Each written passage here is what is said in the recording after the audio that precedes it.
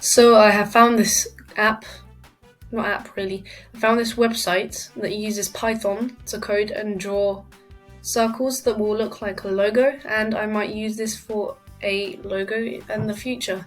So I can edit this code right here. For example, I can change the green to black, or I can change the yellow to purple.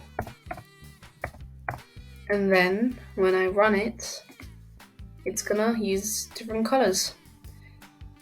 Also, on the right of the colors, I can change the size.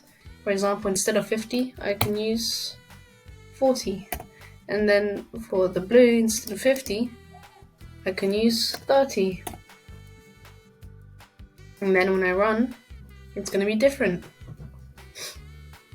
which I find quite interesting.